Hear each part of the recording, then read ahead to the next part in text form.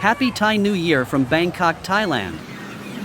Have you ever heard of the Songkran celebrations in Silom, Bangkok? Let me tell you, it's a sensational experience that you won't want to miss. Songkran is the Thai New Year and is celebrated throughout the country with a massive water fight.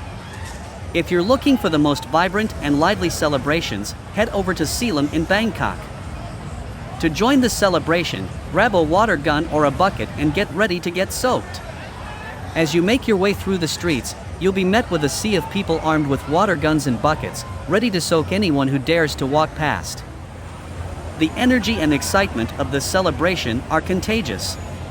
All locals and tourists alike are there to have a good time and celebrate together. You'll find yourself drenched from head to toe in no time, but that's all part of the fun. The celebration continues as the day turns into night, with colorful lights illuminating the streets. The party goes on into the early hours of the morning, and you won't want to leave.